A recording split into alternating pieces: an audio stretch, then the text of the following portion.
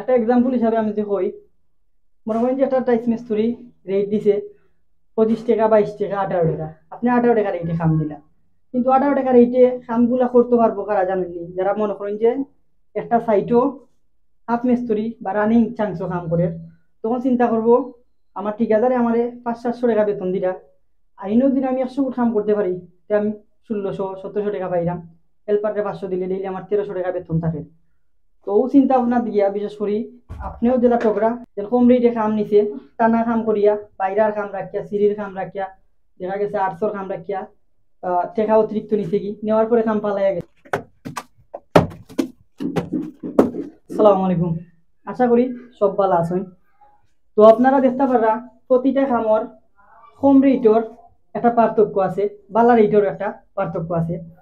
তো বিশেষ করি আপনারা কাম দেওয়ার সময় যে ভুলটা করেন, কম রেটে কাজ দেওয়ার পরে বিশেষ করে আমরা টাইলসের ক্ষেত্রে আপনারা চিন্তা করেন কাজ করানোর পরে বা আগে বা মধ্যবর্তী সময় যেন আমার কাম ওখানে ফিনিশিং হয় না, টাইলসগুলো এখানে উঁচা নিচা। বা আপনি একটা জিনিস যদি ফলো করেন, সবথেকে গুরুত্বপূর্ণ বিষয় হলো আপনি যে সময় একটা ওয়াল মাটান ধরবা তখন ওয়ালগুলা সুজা পাইতা না, এরকম যেটা সুজা পাইতা না। বা আপনার টাইলসও স্বাভাবিক একটা প্রবলেম, আওয়াজ করে ইত্যাদি সমস্যা। তো এটা হইলো মূলত কম রেটের কাজের একটা সমস্যা। বালা রেট দিয়ে কাম করাইলে, দক্ষ মিস্ত্রি দিয়ে কাম করাইলে আপনার কামটা যতটুকু সুন্দর হইব তার চেয়ে বেশি টেকসই হইব প্রতিটা ক্ষেত্রে। যেমন স্বাভাবিক একটা ওয়াল যদি এরকম শোল আর বালা মিস্ত্রি হইতে ওয়াল কোনো সময় তেরা হইতো না। তো টাইলসের ক্ষেত্রে সেম। এখন আপনি কম রেটে কাম দেওয়ার পরে আপনি একটা মিস্ত্রি কইলা যেন আমার ওয়াল খানে তেরা, জয়েন্ট খানে ফিনিশিং নাই, মূলত তার তো এই পরিমাণ অভিজ্ঞতা নাই আপনার বালা একটা কাম উপহার দিত।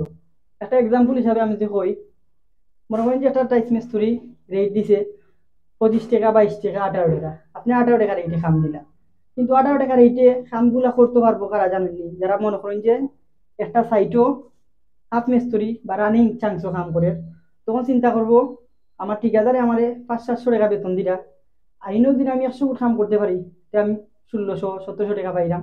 হেল্পারে 500 দিলে ডেইলি আমার 1300 টাকা বেতন থাকে। তো ও চিন্তা ভাবনা দিয়া বিশেষ করি আপনিও জেলা টকরা তারও উপকৃত হন। কারণ তার তো কামর বেলা ফিনিশিং না হইলেও যে সালাম কাম করলেও হয়েছে, কারণ তো তারই পরিমাণ অভিজ্ঞতা হয়েছে না এখন আপনার কাম করার। কিন্তু আপনি কম রেটে কাম পাইয়া খুব খুশি হইয়া কাম করাইয়া পরবর্তীতে তো আর তারে 200 আর কোনো চান্স থাকে না, তাইছে ডাকের এগুলো আপনি আগে বুঝতে হইব কারে কাম দিয়া। আর প্রতিটা কামর আসলে আপনি বালা মানুষের যে কাম দেন অবশ্যই আপনি 5 টাকা 4 টাকা বলন দিতে হইব। আর বালা কামও একটা সময় লাগে, বালা কামও একটা আপনার জ্ঞান খাটানি লাগে। তো আশা করি আপনারা বুঝতে পারছেন। প্রতিটা কামও আপনারা বালা স্পেশাল মানুষ দিকে কাম করাইবে, আশা করি আপনারা টকতা নাই। আর এই যে সিস্টেম দেখা আমরা প্রতিটা ভালো এরকম সোল আউট হয়, যার কারণে আমরা অতিরিক্ত মাল খাওয়াইয়া কাম করাইন লাগে, যে কামটা আসলে টেকসই থাকে না। আর ইদানিং প্রায় 2-3 মাস থাকি আমি রানিং 2-3টা সাইটও কাম করছি ওরকম, যেন কম রেটে কাম নিছে, টানা কাম করিয়া বাইরার কাম রাখিয়া সিঁড়ির কাম রাখিয়া দেখা গেছে 800 কাম রাখিয়া টাকা অতিরিক্ত নিছে কি নেওয়ার পরে কাম পালাইয়া গেছে কি, এরকম অনেক ঘটনা হয়। তো এগুলোর মেইন কারণ হইলো আপনি কম রেটে কাম দিচ্ছেন, আর কম রেটে কাম পুষানি আসলে সম্ভব নয়। আপনার যে সময় পুষাইতে পারতো না তখন এই কামটা ফালাইয়া যায়। আর আমি এই পর্যন্ত প্রায় 3-4টা সাইটের কাম করছি, আমরা দেখা গেছে 25 টাকা রেটে একটা কাম করি, কিন্তু যে কামটা ছানা হয়ে যায় এই কাম আমরা 35 টাকা 40 টাকা রেটে করি। পরবর্তীতে আপনি বুঝেন যে খেনে বেশি দিয়া, কারণ টানা কাম সবটা মিলে একটা রেট থাকে এভারেজ। আর যখন টানা কাম গুলা করা হয়ে যায় টুকটাক কাম করে তখন রেট থাকে আরেকটা। তো আপনারা তখন বুঝেন যে কম রেটে কাম দেওয়ার পরে কতটুকু আপনি ক্ষতিগ্রস্ত হন। তো আশা করি আপনারা বুঝতে পারছেন।